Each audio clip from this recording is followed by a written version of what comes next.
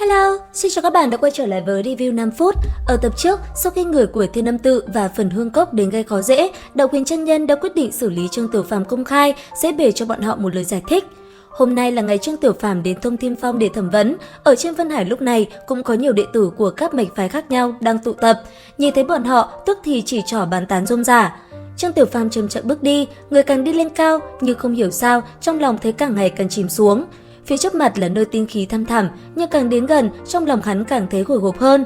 Thở dài một tiếng, rốt cục Tiểu Phàm cũng tiến vào. Bên trong đại điện, người đứng ngồi rất nhiều, nhưng Trương Tiểu Phàm không nhìn đến ai. Hắn chỉ nhìn sâu vào bên trong đại điện, nơi thượng thần Tam Thanh ngồi đó như đang nhìn hắn phán xét. Nơi trung tâm đại điện, trưởng môn nhân Thanh Vân Môn Đạo Huyền chân nhân ngồi trên ghế chủ toa, bên cạnh ông là Thiêu Hỏa Côn Pháp bảo kỳ dị của Trương Tiểu Phàm.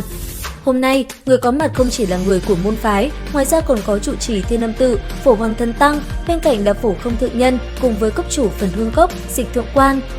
Đạo Huyền chân nhân suy nghĩ một hồi, rồi nhẹ nhàng cất tiếng. Lúc ở Lưu Ba Sơn biển Đông Hải, môn nhân Thiên Âm Tự đã phát hiện ngươi dùng Bát Nhã Thần Công có phải không? Không khí bên trong Ngọc Thanh Điện càng trở nên khẩn trương hơn, một luồng áp lực vô hình đè nặng lên sảnh đường. Trương Tiểu Phàm im lặng như ngầm phủ nhận điều này. Đạo Huyền chân nhân nhíu mày, nhìn về phía Phổ Hoàng Thần Tăng và chúng môn nhân đang kích động. Đợi cho tất cả im lặng, Đạo Huyền chân nhân lại cất tiếng hỏi: "Có người nói rằng pháp bảo của ngươi." Cùng lúc ông cầm Thiêu Hỏa Côn lên, bắt nguồn từ tà vật tàn ác Vệ Quyết Châu của ma giáo có phải không?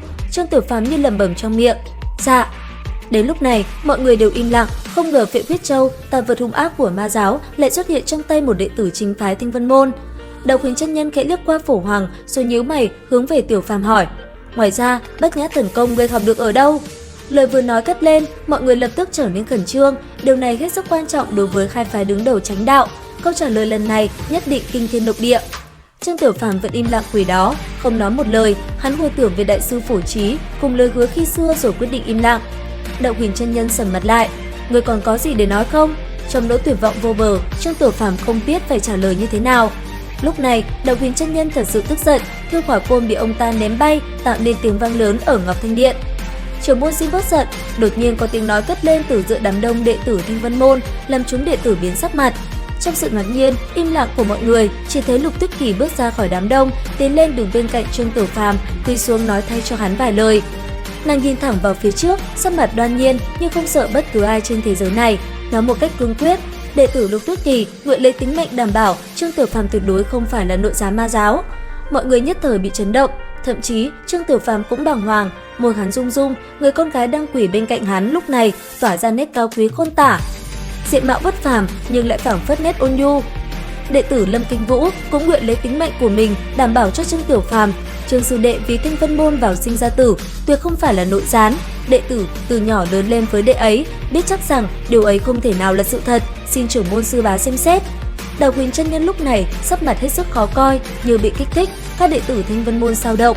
Bỗng nhiên, ba đệ tử Phong Hồi Phong, Thủ Phong, Đại Trúc Phong đồng loạt quỳ xuống cất tiếng: "Chúng đệ tử nguyện lấy tính mệnh đảm bảo cho Trương sư đệ." Những người còn lại đều biến sắc.